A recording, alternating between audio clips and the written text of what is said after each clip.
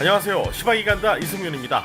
오늘은 필리핀 마라비 전투의 1등 공신이자 최근 폴란드 수출 성공 신화를 쓴 FA-50의 미래에 대해 좀 더 자세히 설명해 드리도록 하겠습니다. 카이가 만든 한국산 초음속 경공격기 FA-50의 F는 전투기 파이터, A는 공격기 어택, 50은 대한민국 공군 창설 50주년을 뜻하는데 파이팅 이글이란 별칭도 있습니다. FA-50의 기본형인 국산 초음속 고등훈련기 T-50의 별칭이 골든 이글이다 보니 이를 기반으로 제작한 FA-50도 이글 계열로 별칭이 정해진 것으로 보입니다. FA-50의 개발은 다 끝난 게 아닙니다. 현재 개조가 한창인데 대한민국 공군이 운용하는 F-5EF 전투기가 도입한 지 47년에 이를 정도로 노후화하면서 대체 전력 확보 차원에서 진행되고 있습니다. 참고로 지난 1975년 우리 공군이 미국에서 도입한 F-5 전투기는 자유의 투사, 프리덤 파이터라는 멋진 별칭이 붙어있지만 공군에서는 과부 제조기라는 달갑지 않은 별명으로 부르곤 합니다. 컴퓨터가 구형이라 불과 5분 만에 부팅이 가능해 라면 끓여 먹을 시간에 출격이 가능하다고 5분 대기조란 별명도 붙어 있습니다. 라면이 갑자기 먹고 싶어지네요.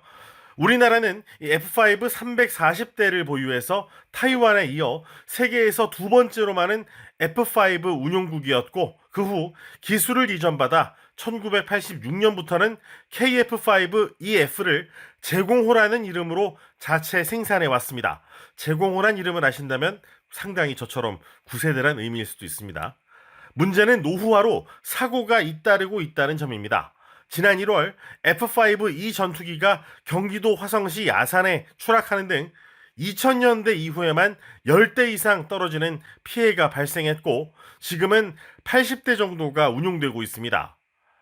우리 공군은 왜 F-4나 F-5 같은 낡은 비행기를 퇴역시키지 않고 쏠쏠하게 굴리면서 노인학대 공군이라는 이 반갑지 않은 별명을 감수하고 있는 걸까요? 재래식 무기를 무시무시한 양으로 쌓아놓은 북한 때문입니다. 제 아무리 무림 고수라고 해도 혼자서 100명을 당해낼 수는 없죠. 북한 공군이 이 항공기 박물관이라는 별칭을 얻을 정도로 오래된 전투기, 특히 미국이 500대 정도를 잔뜩 보유한 만큼 우리 공군도 양쪽으로 어느 정도는 밀리지는 않아야 할 필요성이 생긴 겁니다. 그래서 대한민국 공군의 적정 전투임무기 보유 대수는 430여 대 수준인데 실제로는 약 410대 정도를 운용하고 있습니다. 이렇게 400대 정도 되는 우리 전투기 물량에서 5분의 1 정도를 F-5가 차지하다 보니 금방 퇴역시키기가 어려운 겁니다.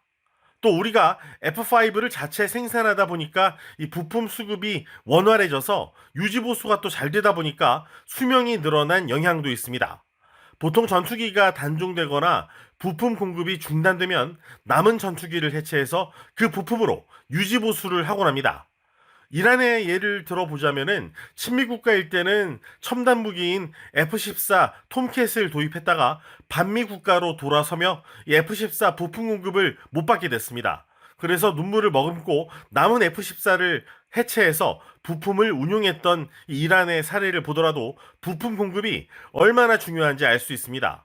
어쨌든 이처럼 사실상 도태 시기가 훨씬 지난 F-5를 2020년대 후반까지 대체하는 중책을 FA-50이 맡은 겁니다.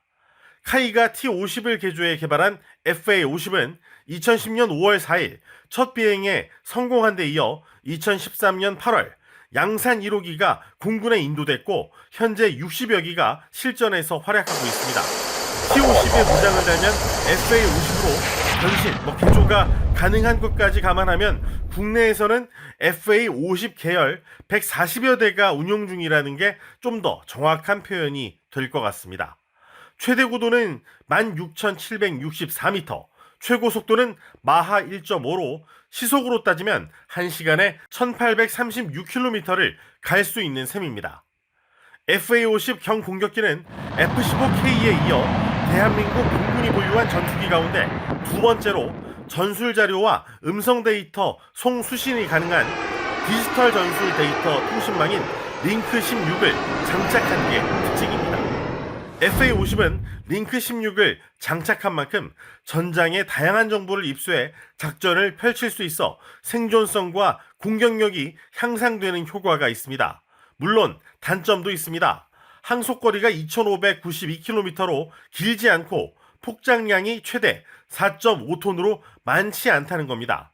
폭장량이야 요즘 정밀 폭격이 대세인데 FA-50이 정밀 폭격 능력을 갖춘 만큼 괜찮다고 쳐도 항속거리 문제는 좀 심각합니다. 특히 항속거리가 짧아 실전 활용도가 떨어지는 깡통 비행기라는 이야기는 올해 초 제가 국방부 출입하던 시절에 공군 관계자로부터 직접 듣기도 했습니다. FA-50의 개발사인 카이는 대한민국 공군과 도입국들로부터 이 항속거리를 늘리고 무장을 확대해달라는 요구를 받고 성능 개량 사업을 진행하고 있습니다. 폴란드가 미그-29 전투기를 우크라이나에 지원하면서 발생한 전력 공백을 미군과 합동 운용성이 좋은 서방 전투기로 메우기 위해서 FA-50 도입을 서둘렀던 것으로 알려졌습니다. 이에 카이는 항공기 뒷자리를 개조하고 후방 동체에 연료 탱크를 추가해 항속거리를 늘리는 작업을 진행 중입니다. FA-50 기체 외부에 위치한 기존 150갤런, 리터로 따지면 568리터짜리 규모의 이 연료 탱크 용량을 300갤런, 1136리터짜리로 키워서 항속거리를 늘리는 방안이 추진되고 있습니다. 또 공중급유기에서 급유를 받는 기능을 추가하고 원래 T-50이 훈련기다 보니까 교관이 않는 후방석, 이 후방 동체에 연료 탱크를 추가하는 방안도 검토하고 있습니다. 시바기 간다에선 KF-21 보라매에 장착될 최첨단 A4 레이더를 소개해드린 바가 있는데 FA-50은 앞으로 국산 A4 레이더를 장착하는 성능 개량도 거치게 될 전망입니다. 이렇게 국내 부품을 적용하게 되면 해외 부품 단종 문제를 해결할 수 있고 FA-50 경공격기의 운용 유지 비용도 절감할 수 있게 됩니다. 이제부터 FA-50의 이 장밋빛 미래를 이야기해 보겠습니다.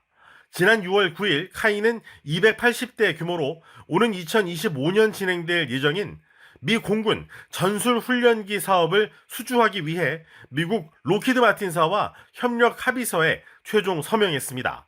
또 220대를 도입할 예정인 미 해군 고등훈련기 전술훈련기 사업에도 뛰어들 예정인데 이 사업은 오는 2024년이나 2025년쯤 시작될 예정입니다. 카이가 로키드 마틴사와 함께 미국 사업 수주 경쟁에서 승리할 경우에 카이는 세계 훈련기 경공격기 시장의 최대 공급사로 떠오르게 됩니다. 정말 대단한 쾌거가 될 것 같은데요. 최소 20년치 일감을 확보하고 최소 56조 원 이상의 경제적 효과를 기대할 수 있게 됩니다. 무엇보다 이 방산 분야에서 전 세계를 선도하는 미국 훈련기 시장을 확보하게 되면 당연히 다른 나라의 훈련기 시장도 아주 손쉽게 공략할 수 있다는 장점도 생깁니다. 그래서 카이와 로키드 마틴은 미국은 물론 500여 대 이상으로 추산되는 글로벌 훈련기 경공격기 시장도 공동 공략하기로 의견을 모은 상태입니다. 미국 훈련기 시장과 관련해선 세 가지 면에서 유리하다고 합니다. 일단 우리 정부 관계자한테 확인한 얘기인데 미국에서 훈련기 기준 사양을 아예 우리 FA-50에 맞췄다고 얘기할 정도로 FA-50 외에 미국 훈련기 표준을 맞출 수 있는 기종 자체가 드뭅니다. 두 번째로 주로 미국 정부의 요청으로 개발을 했던 이 로키드 마틴이 카이와 이례적으로 FA-50의 기본형인 T-50 공동 개발을 맡았던 것도 결국 미국 훈련기 시장을 겨냥한 것이었는데 그 계산이 맞아 떨어져 가고 있다는 겁니다.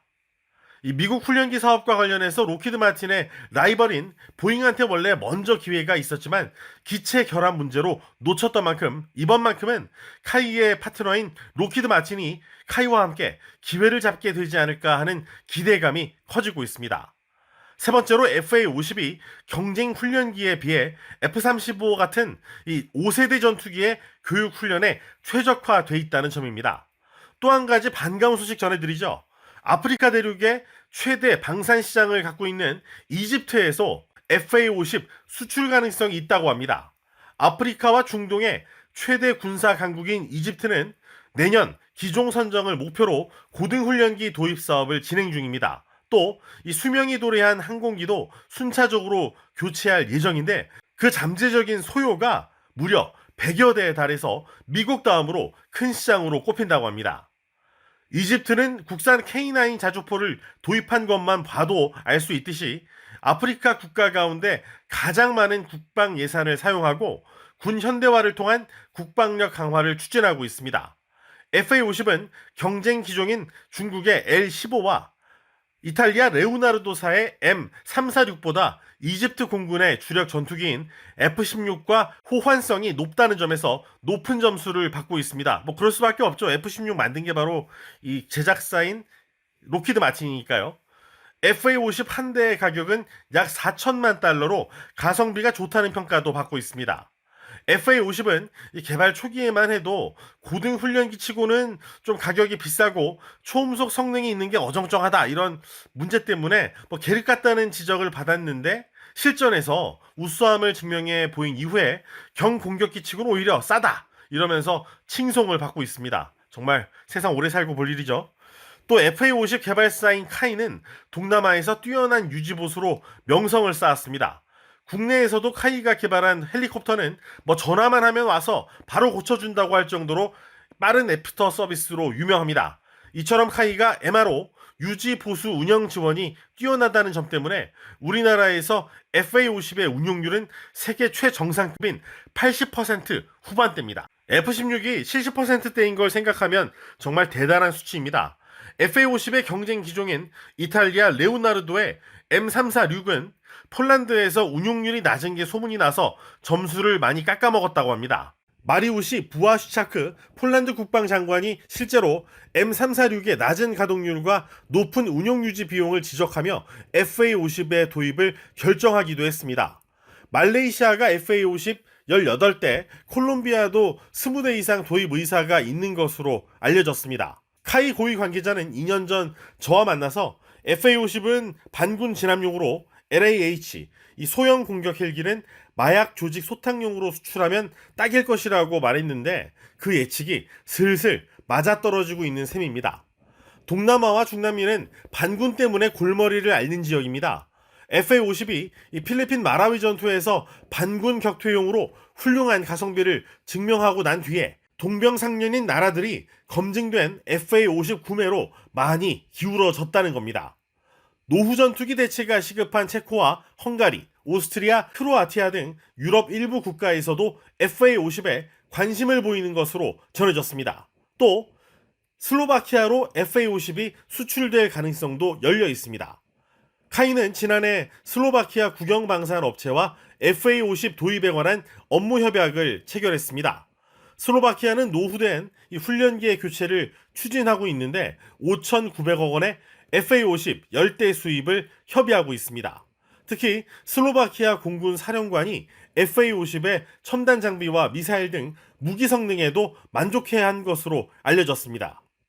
카이가 올해 초 앞으로 국산 항공기 1000대 수출을 목표로 하겠다고 공표했을 당시만 해도 아유 참 꿈도 야무지다 이런 분위기였습니다. 그런데 그 꿈이 점점 현실로 변해가고 있고 이루어지고 있습니다. 요즘 카이가 세계 2위의 전투기 생산국으로 발돋움하겠다 이렇게 큰 포부를 밝히고 있는데 이제 이 말은 아무도 함부로 비웃지 않습니다. 비웃을 수 없죠. 지난해만 해도 이룰 수 없는 꿈만 같았던 유럽 진출에 큰 소망을 이룬 FA-50이 이제 미국의 하늘을 누비며 미국 에이스 조종사들을 키우는 중책을 맡게 되기를 간절히 기원해봅니다. 그래서 탑건 3에 FA-50이 좀 등장하면 얼마나 좋겠습니까? 그렇죠? 지금까지 시바기 간다 이승윤이었습니다. 영상이 마음에 드셨으면 좋아요, 댓글, 구독, 알림 꼭 부탁드립니다. 감사합니다.